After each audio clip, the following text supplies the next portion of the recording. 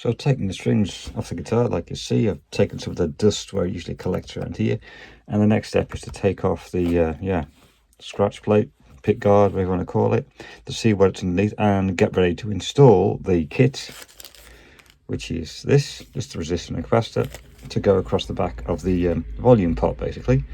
Before I undo the screws though, I'm going to take off the bridge and the stop bar, because otherwise they're going to fall off, and keep them in, oh yeah, I've got to show you, keep them in the handy tobacco tin, Golden Virginia, from my Uncle Jim from a long way back. So keep a bit there, and this is going to use this for the screws, a whole bunch of screws to take off, and I'm very curious to see what's inside.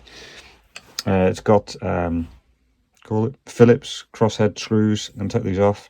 Can't hold the camera while I'm doing it, so you'll see it in a moment when I've got the last screws out, and then we'll have a nice surprise to see what's actually underneath here. Are they soldered, or are they just with the plugs, which I know you get on the kit?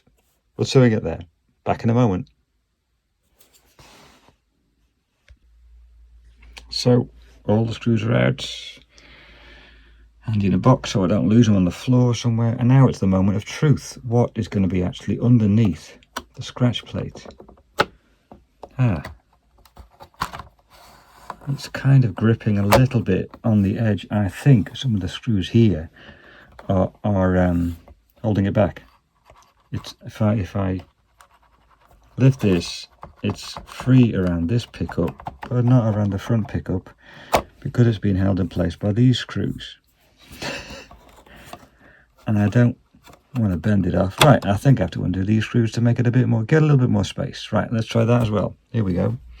Back in a moment.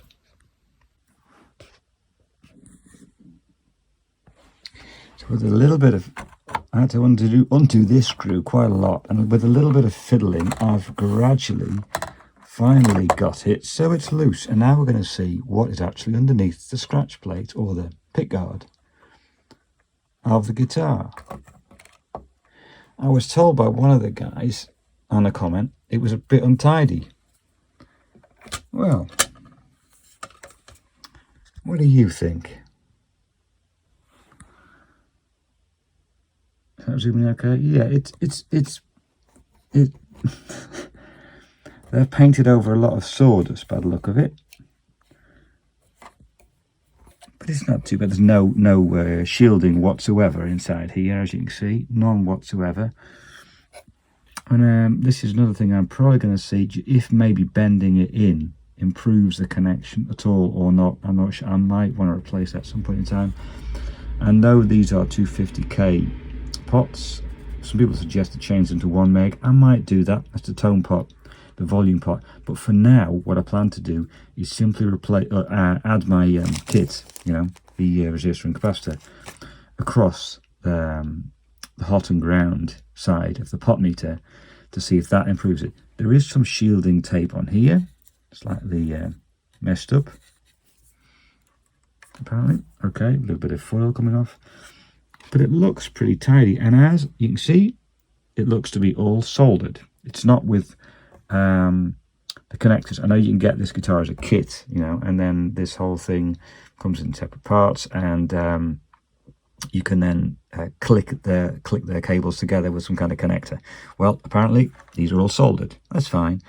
Now the next job is to indeed solder this from live to ground. So that's coming from this pickup. It's indeed, let's check the color coding, if it looks to be uniform. Yeah, black is ground from here as well.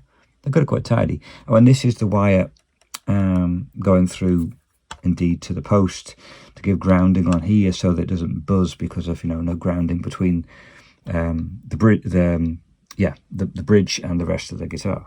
That's what this one's for. Okay, it seems reasonably tidy, but indeed no shielding, and it's a bit rough in here. But yeah, could have been made tidier. They didn't bother. Yeah, I'm going to leave it like that. Add my treble bleed kit and see how it goes when it's put back together. For the rest, that's what it looks like underneath there anyway. Okay, we're going to do a bit of soldering, get the gear together to do that, and then next step, back in a moment. I wanted to show you something I got together with the actual components, was a diagram of how you install it. And the way they've got the diagram is the wire coming from the selector switch goes to one side of the pot meter. The middle pin of the pot meter, that's the wiper of the pot, so that's the output of the pot meter basically. That's going to the output jack, and I'm supposed to solder these things over those two. And the other one is connected to ground, or the back of the pot meter. And what I want to show you is that is exactly how it's done. Let's see if we can get the angle right. But this white wire is coming from the selector switch. It's going to the leftmost pin on the pot meter. Middle one is this red wire which goes out to the jack socket carrying the signal, and then the right hand connector of the pot meter is indeed soldered up to the top to the ground together with a few other ground or earth wires. So my job is to solder across these two pins this thing, the combination of resistor and capacitor. I'm going to try and get that tidily done. I'm not sure if I can get the camera on while I'm soldering. We'll see what we can do. Anyway, that's the job it's going to go. Just onto there, and it's nice that it's exactly like on the diagram. Okay, here we go. Back in a moment. So my trusty old soldering iron is still hot, it's soldering away. But as you can see, hopefully it zooms in reasonably well. It's across the two pins of the pot meter, just there. Hopefully it focuses okay. Right. So I'm ready to put it back together and see if it makes a difference. I might tweak this plug slightly to see if I can get it to grip a little bit better. But to be honest, I might just at some point replace that jack socket. We'll see. Anyway, but at least the treble bleeds in. I'm going to put it back together and let you see how that goes. Back in a moment again. Thing to bear in mind when you're putting it actually back together, all these wires which are hanging around here, you've got to make sure they do actually go in the cavity and not get trapped under the scratch plate as you screw it tight. Otherwise you're going to either break a wire or well, you're going to have a problem if it stays like this, obviously. But even if they're just under the edge, you've got to make sure they're really inside the cavity. You're going to get a problem. Right, I'm going to try and get it all tidily in and then start putting some screws back in. Look, I've got the screws all in, kind of just started off by hand, and I'm going to tighten up by a screwdriver. And it was a bit fiddly to make sure the wire was actually all the way in, particularly around this area. It's bit tight. And now I'm going to put the screws in a bit tighter. Before I really tighten them all up, I'm going to make sure it's all really in place before I do the last turn on it, if you get what I mean. So take your time to do that. You don't want to mess anything up. And also don't forget to tighten this one up, because I had to loosen it to get the plate off. Okay, here we go with the screwdriver. So all the screws are tight, no problem. The last couple of things to do before I put the strings on are to replace the bridge. Don't forget it was this way round.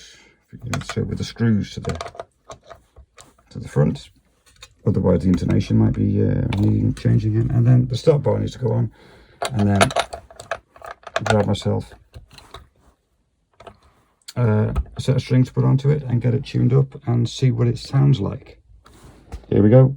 The treble bleed circuit is installed. Let's see what you think, if you think it sounds a bit better. I think I notice a difference in general, but let's see what you think.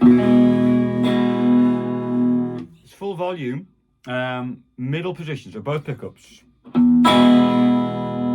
Lower the volume a bit. Bit more. Bit more.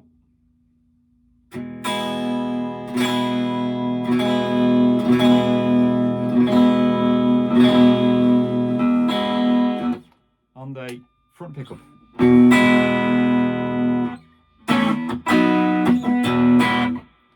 Take off about a third.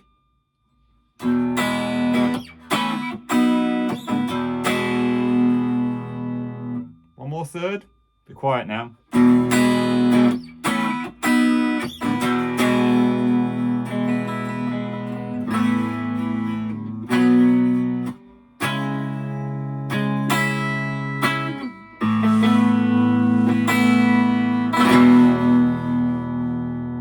Try it on the bridge pickup, which is the one I'm not so keen on, to be honest. Doesn't give the...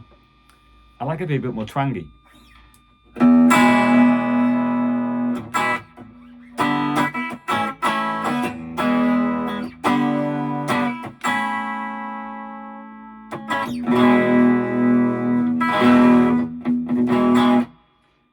thing is with this bridge pickup, I much prefer the neck.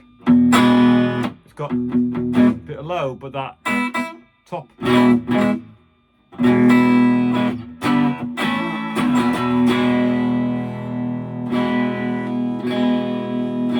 Both pickups again.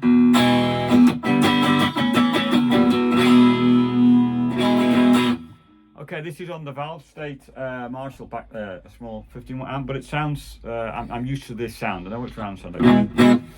My conclusion is the treble bleed, treble boost will do a different day, is working.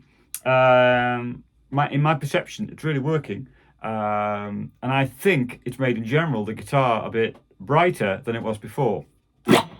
It is new strings, so who knows for sure. Let me know what you think. Comments below. Like and subscribe. Don't like it if you don't like it. Whatever. But that's my conclusion. I think it has worked. I'm not losing that top when I lower the volume, which is great. Simple change to make, as I showed you in the video. You just screws out, solder it on. Oh yeah, solder. I'm from England, so we call it soldering, with a soldering iron with an L, not soldering. Well, whatever. In America, I know it's spelt differently. I don't know why, but yeah, you get the idea. And I'm still really impressed with these Harley Benton guitars, in particular this Jazzmaster style. Some people suggested changing the pots out to make it sound maybe more Jazzmasterish. I like the sound. I like that and middle, and it stays in tune, and it's light, and it's fun. So yeah, highly recommended. And this mod is quite simple to do. It costs almost nothing. It's like less than €5 for the kit that I use on it in mine, for a resistor and a capacitor. That's it. Have a great Sunday. Enjoy your Harley Benton if you got one, and if not, go buy one. They're loads of fun. Oh, there's a snare rattling as well. That's what you can hear too.